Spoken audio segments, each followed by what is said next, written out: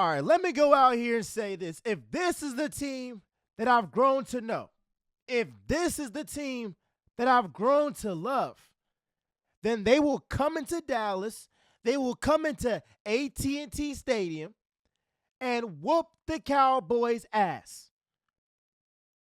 You don't get blown out by the 49ers, flat out embarrassed. I'm hearing the wildest takes I have ever heard over one loss in a regular season game. I've heard the Eagles. Actually, I heard the Eagles' Super Bowl berth was illegitimate because of how bad they got beaten. I heard that Jalen Hurts should be the backup quarterback to Marcus Mariota. Before I begin, David Carr, you're a freaking idiot. That's one of the dumbest takes I have ever heard in my life. But it just goes to show you everyone is overreacting. Everyone is saying the Eagles are dead. Everyone is saying they can't come back from this loss. I'm getting tired of it.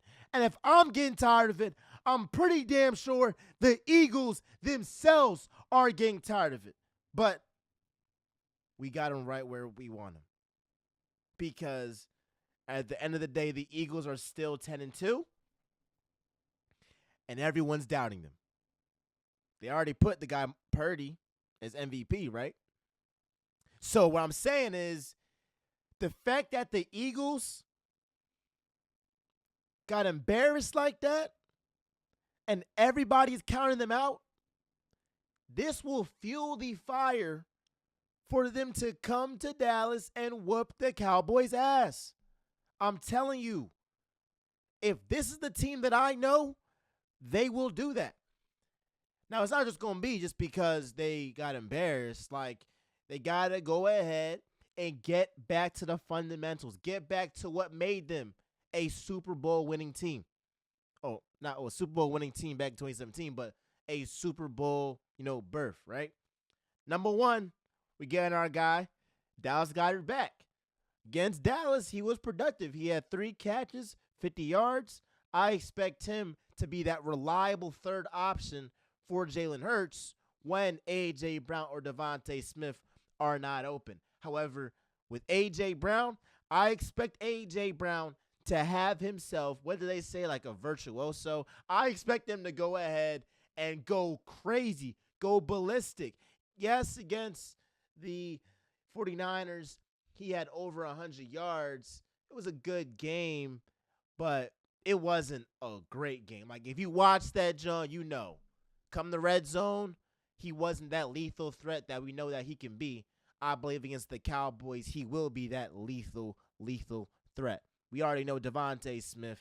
I love the way that this guy's been playing. If it wasn't for A.J. Brown, Devontae Smith would be a number 1 wide receiver. Devontae Smith is a number 1 wide receiver on any team unless the wide receiver next to him is Jamar Chase, A.J. Brown, Tyreek Hill, Jettas, and Devontae Adams. That's the only those guys. Aside from those guys, Devontae Smith would be the number 1 wide receiver on any team in the NFL. All right, so Dallas guys coming back. On the defensive side, let me say this too. I got a lot of hate and I got a lot of flack because I said in the last episode after the 49ers game, the problem, emphasis, the problem was not the defense, but the offense. And what I meant by that was against a team like the 49ers, it doesn't matter what Sean Desai does. They have Deebo Samuel, Christian McCaffrey, George Kittle, Brandon Ayuk, Trent Williams. They're going to put up points. But it's up to the offense to match them. What happened in the Super Bowl 2017? The defense did not play great. They didn't. But here's what happened. They had that one stop and went ahead and got Tom Brady to fumble, and that was the game. The only difference from that was the defense against the 49ers, they got their stops early in the game. And if the Eagles could have capitalized on the offensive end, it would have been a completely different game. I don't believe that Tom Brady and company come back from 14 down. That's just me. 49ers fans would probably think different, but that's just me. That's why I said that the offense was the issue. The defense, I mean, you can't ask for much more. You feel me? Now, against the Cowboys, they're not as lethal as the 49ers, obviously. But I'm for the Eagles against the Cowboys, I'm okay with the Eagles letting CeeDee Lamb go for 200 yards. I don't care about that. But what you can't do is let CeeDee go for 200 yards and then let Jake Ferguson go for, 7 catches, 91 yards. Like you can't have both. You got to let CeeDee beat him and force everybody else to beat you, or you just play very, very disciplined and not let these guys go off. But CeeDee, he's going to go off, but you can't let Jake Ferguson or Brandon Cooks or whoever, Michael Gallup, he's not going to go off, but you can't let him get off too. You feel me? So you got to let CeeDee get off and then be disciplined and limit everybody else. So I think getting Shaq Leonard, I think, number one, that'll be a boost to the defense. Like, forget the X's and O's. Just having that morale of knowing, oh, yeah, Shaq Leonard wanted to come to Philly. Shaq Leonard, he went to Dallas. He went to the Cowboys facilities. Then he went to Philly and was like, no, I want to be a Philadelphia Eagle. That would be a morale boost if I was on the defense. And, heck, if I was on the offense too. Like, come on now. Everybody's talking crazy about us. But an all-pro linebacker went ahead and, picked us. Let's go ahead and show him why he should pick the Philadelphia Eagles, why that was a great decision. That will boost my morale as well. That boosts the fans' morale too. So I think Shaq Leonard, he won't have that pop that you saw from his from the years back, and obviously he isn't the same player he once was after those injuries, but he's still an upgrade from Christian Ellis. I mean, he's still an upgrade, I believe, from Nicholas Morrow. I mean, you can get it. I mean, if that's your duo, pretty much anything else. And it wasn't too long since Shaq Leonard ended up, was all pro and all that. Like, it was 2 years ago. You feel me? So that was pretty close now. On the defensive line, I need Jalen Carter to play like a madman.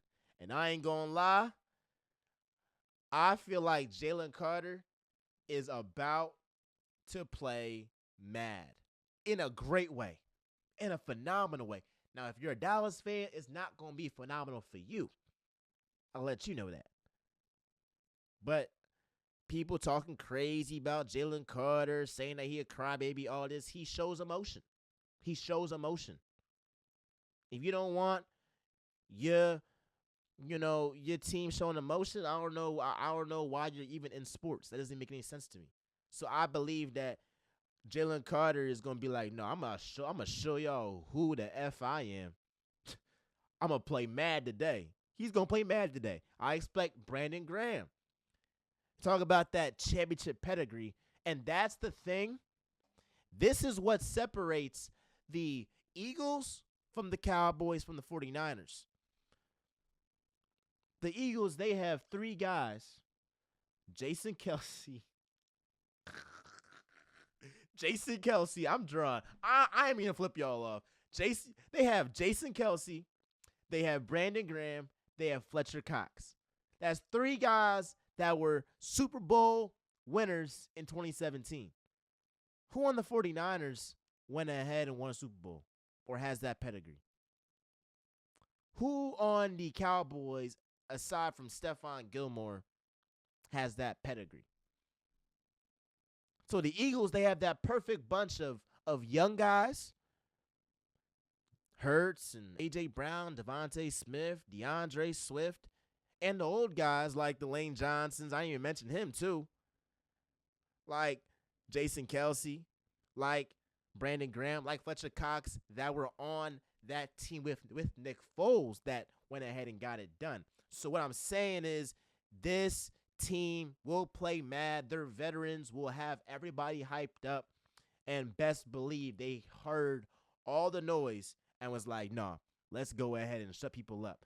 I will say, though, with like the X's and O's and numbers, the Eagles have to do a better job on third down. They have to. They are dead last. It's crazy, but the Eagles are dead last in third down conversion on defense. They have 47% conversion rate. Opposing teams do against the Eagles. You can't let that happen. If you want to win a Super Bowl, you can't let that happen. There has to be a time where we like flip that switch. The switch is to be flipped right now. So last thing I'm gonna say, this is an MVP, caliber game for Jalen Hurts. I know Hurts doesn't want the MVP. He'd rather have a Super Bowl. But this game against Dak Prescott, who is an MVP candidate, against your rival on the road after you just got embarrassed by the 49ers, if Hurts puts on a magical performance, he will be the favorite to win the MVP, and it won't even be close.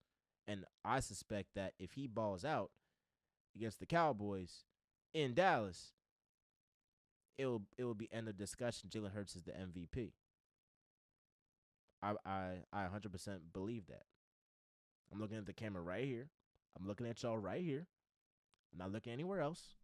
I'm letting you know that if Jalen Hurts and when Jalen Hurts puts on a magical performance, he will be the front runner to the MVP conversation, just like he was last year. Then he got an injury.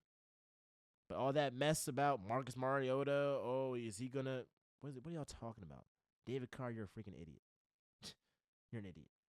So I love this team. I love its makeup, and this will challenge and see how great of a coach Nick Sirianni is. Because while I do believe he's a good coach, he's gotten a bunch of great players around him. And here's my last point. And y'all probably not going to like this, but I'm going to go ahead and say it because I feel like it's really real talk, really the truth. You can't scapegoat Brian Johnson like he's the reason why the Eagles lost against the 49ers. You can't make Brian Johnson a scapegoat for every single thing. There are some times where Jalen Hurts is not on his game. Like, sometimes he holds the ball in the pocket too long. That's not Brian Johnson's fault. It's not. And when are we going to start putting the blame on the head coach? Like, I'm just so tired of this fire Brian Johnson hype train when it's other people that been there and done that should be more to blame if the offense is not struggling. You got to think, with Patrick Mahomes, if the Chiefs are struggling, are they going to look at Eric Bieniemy when he was there and be like, this is Eric Bieniemy's fault?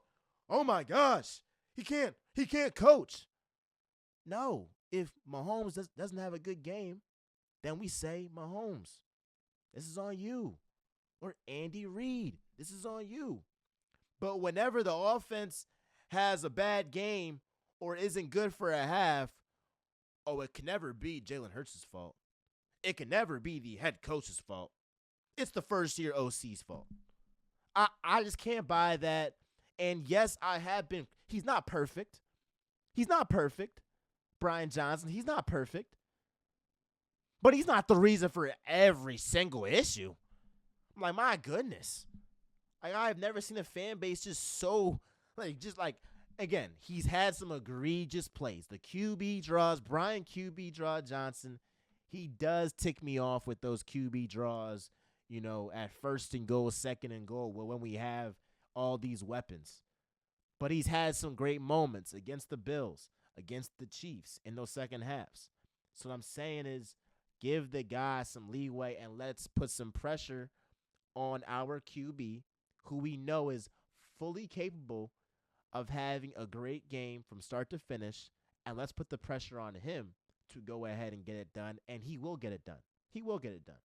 Right? So Fly Eagles Fly is Real Talk with Miles Johnson, where I'll always keep it real. And man, oh man, I'm not even gonna talk crazy when the Cowboys lose. I'm not even gonna talk crazy when the Eagles beat the Cowboys in Dallas. I'm gonna just sit back in my chair and I'm gonna just smile. And I'm gonna just chuckle. I'm gonna just be like, you thought you got us. But you didn't. And then I'm going to replay this, put it on Instagram, put it on TikTok, and all y'all that's my DMs going to be very, very salty. So again, like, comment, subscribe, do all that jazz. With that being said, y'all, is Real Talking Miles Johnson, where I always keep it real. Love y'all. Peace out. We out.